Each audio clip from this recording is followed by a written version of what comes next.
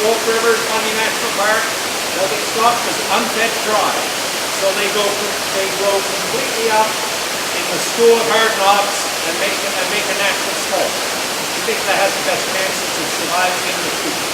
So, like I say, the Inner Bay of Fundy, there's collapsed from 40,000 fish down to 100.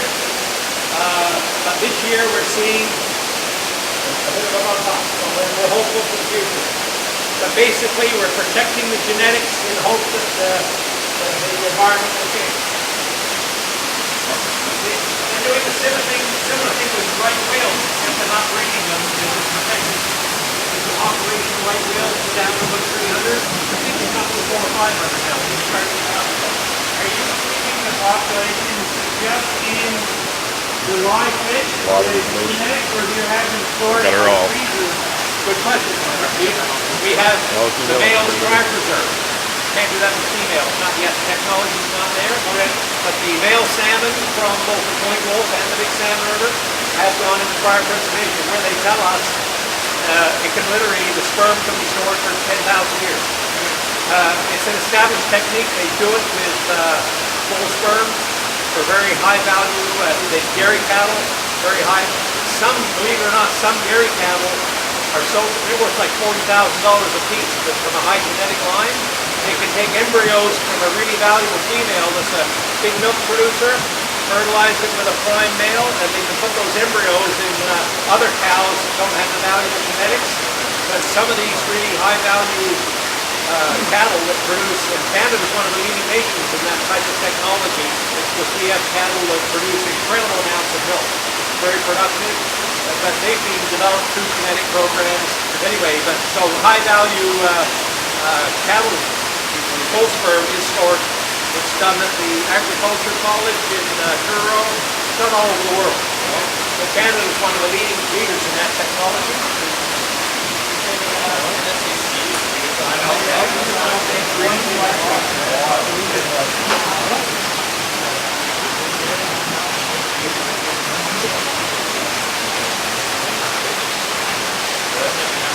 These are the ones that have the pit tags that are all DNA analyzed. They just haven't solved that.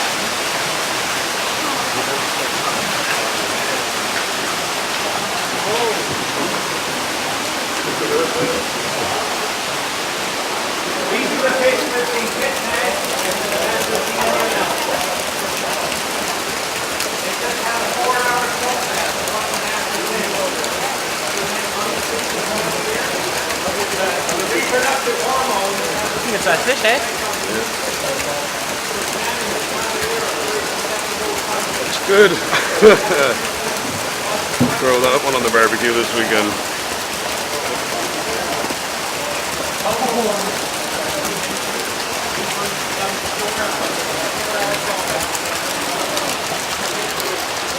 A lot in there. Yeah.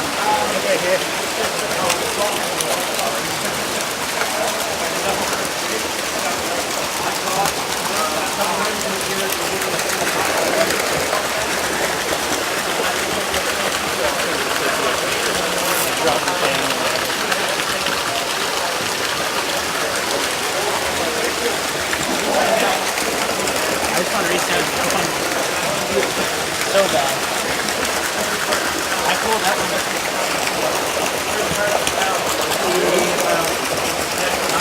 About this one. That's about the line right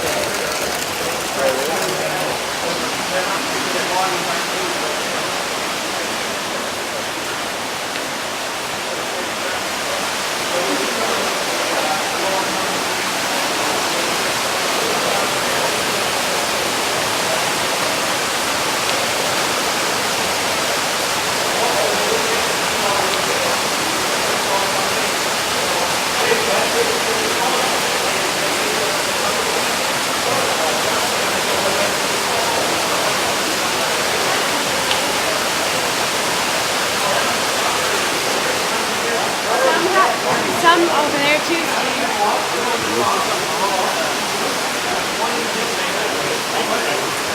Even there? All times. Yeah.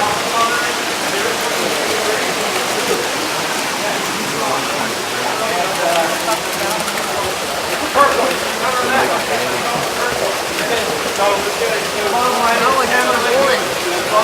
want to put it on the barbecue.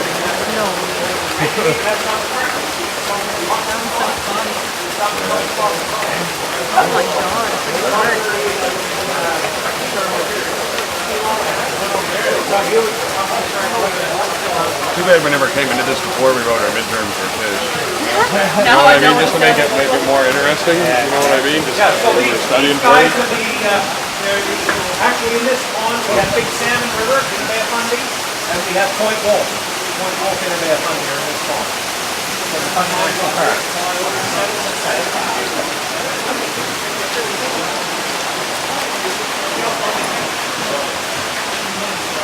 Yeah, then we'll go look at the sturgeon, and then we'll finish up in the egg room, and then probably be free.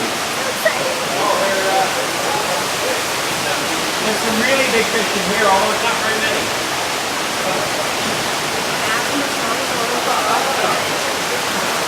There's some in here that are about 30 pounds. Holy shit. There Really? we get our big salmon river as well. Be tasty. Everybody watch your footing on the grading. Don't trip on it, because hurt your wrists and your nose.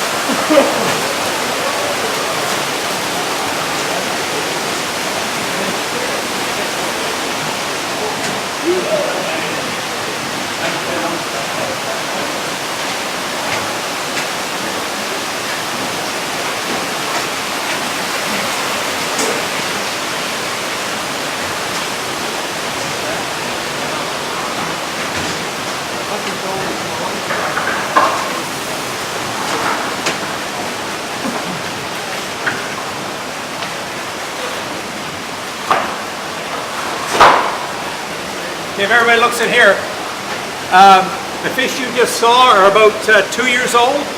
These ones are only about a year old. So they go from about this size to, I'm gonna put the feeder on.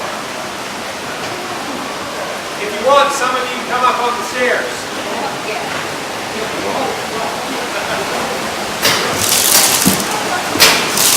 Just stay right down below.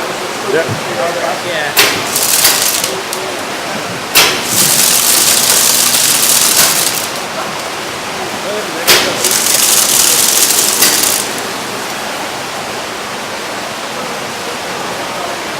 Can't really see too much. The glare from the light. They must be feeling focused. They usually, they're hungry, they splat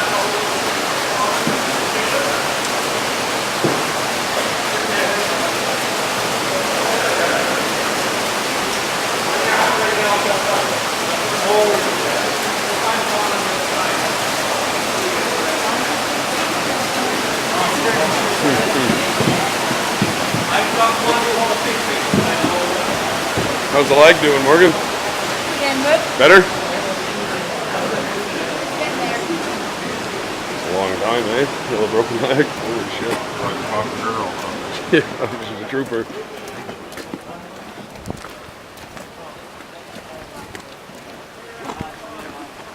I wonder if this will even attach to an email. How many That'll be too big. How many gigs it'll be? Probably, isn't it? Yeah. There's some Shit. sturgeon in there that are 40 and 50 pounds. And there's some, remember I said the blondes, brunettes, and redheads? Here comes a blonde. Caviar? Yeah. This one coming first. That's a huge one. Anybody see the light color one? Yeah. There's 2 or 3 in the pond that color. These are short noses, eh? Yeah, actually there are a few Atlantics in here too. The Atlantics have long, pointy noses. Yeah. There's about 500 in the pond, and most of them are short. Most of them are short nose. You must get There's one coming alongside here. Go back up. Side swimmer. There you go. This is the sturgeon pond.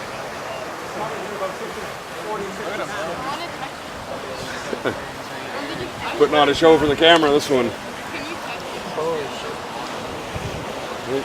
Cameron put his tail right up into the water. There's a big one there. You see it down? See it down It's there? hard with the reflection. It doesn't come through that great on the... Yeah.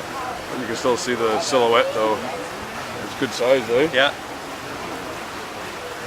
you must get a discount on some of those salmon, do you, for the barbecue?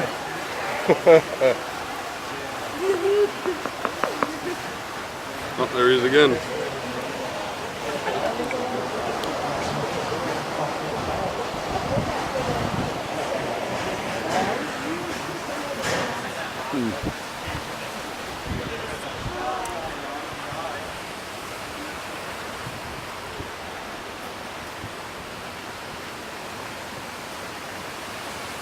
Somebody just made a joke, and it's a joke that we hear a lot. He said, do we get a discount on the salmon for the barbecue?